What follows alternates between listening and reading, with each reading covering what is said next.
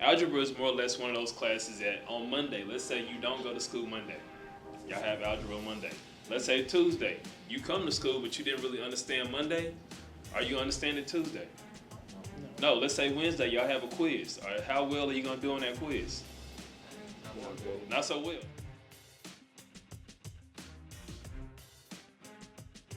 So I work in what we call prevention education for the Council on Recovery. And basically, we teach a curriculum. And also to go along with that curriculum, we do prevention education. The main goal is to prevent on two different fronts. The first front that we're trying to prevent is students from dropping out of school. And then the second front that we're trying to prevent is the increased curiosity of students to use drugs and develop a habit or a situation to where substance abuse is an issue for them. And what I'm trying to get you all to understand is yes, you may not like some of your classes, but there are skills that you need to learn. Maybe you have a difficult teacher. Somebody say, I don't really like the teachers. Maybe you have a difficult teacher because in her classroom or his classroom is their rules, right? Maybe you don't agree with some of those rules, but at that moment you're learning how to deal with somebody who you may not agree with, but has authority over you. So in the real world, right now, that's your teacher. In the real world, who is that? Your manager. It's your manager. I don't want to do that. I don't feel like coming in. I can't work this shift. Why do I have to do this? Either you do it or what? Or you lose your job and somebody else to do it. Now, your security is the more skills you have, the more that job will pay you. So that's why it's important to learn as much as you can now, because if you just skate through school and you don't learn any skills, you'll get a job that doesn't really require many skills. And that same job that doesn't require many skills, everybody can do that job.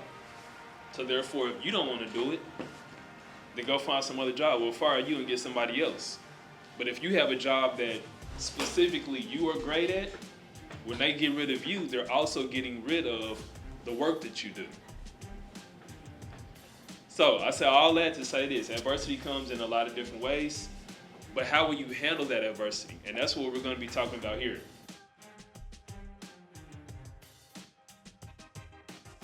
Yeah, they actually go hand in hand.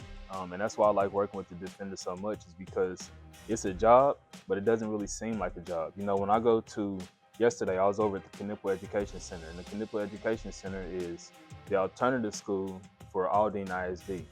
So a lot of those students, when I'm there, I'm a guy that's talking about staying in school. I'm the guy that's talking about the 5 doors of life. I'm the guy that's talking about the dangers of vaping. But then some of those students, when they leave, you know, the Nipple Education Center and they go to, let's say like Eisenhower, they go to Aldine or MacArthur, when they're on that football field and I happen to show up to one of the games and it's like, oh man, that's a dude that was telling us to stay in school. That's a dude was arguing with so-and-so about the marijuana. It brings a different light to it. You know, it's almost like when you were younger and you saw your teacher outside of school. It was almost like a magic type of thing. Like you only see your teachers in school. But when you saw them outside of school, it was, oh man, this person's a real person, you know? So it really kind of just goes hand in hand, even with the documentary that I did. And the reason why the documentary was so impactful, the 4 Way or No Way, I did a documentary on this kid that is a senior currently over at Nimitz High School. But the reason why I think it was so impactful is because a lot of the students, when I talked about going through adversity, a lot of these students knew who this kid was. So I wasn't just talking about a person who came over adversity. I was talking about a person that they either knew or a person they heard of.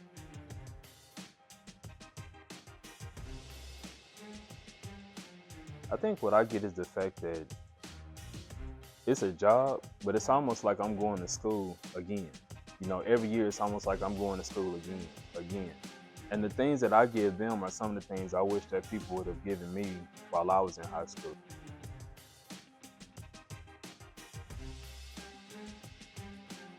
I was thinking about doing one on a particular football team, making it back to state and talking about the ups and downs that they had to go through to get back to state. Even though they are a decent program, they have a lot of returning players, there's a lot of things that has to happen in the off season for you to be prepared for the season, you know, upcoming. And then I thought about doing another one that I want to do that's kind of totally away from sports, but it deals with more so like culture and decision making. I'm pretty sure a lot of people heard of Screw Music, and there's a particular rapper named is Adrian Green. He went to Eisenhower High School. He was a member of the Swisher House. One decision changed this guy's life for a long period of time. One decision.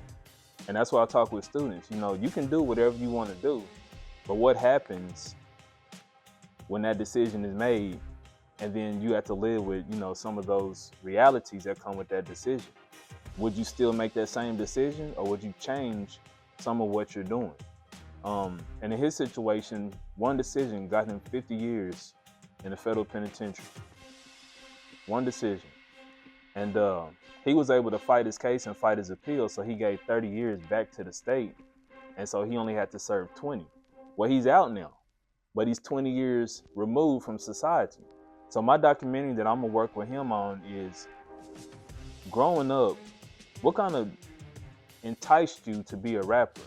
What did you see in rapping, and what did you kind of want to portray as being a rapper? You know, a lot of times in rap styles, it's kind of like you want to be what's real. What did you consider real? And what was really real in your situation? Then, what was the decision that cost you that amount of time? How was it when you went in? And then how was society and life when you came out? And now that you know what you know, what advice would you give your teenage self? You know, that same guy that was the rapper that everybody knew. You rapping with Paul Wall, you rapping with Slim Thug, you rapping with all these guys. What advice would you give that same person now, knowing what you know?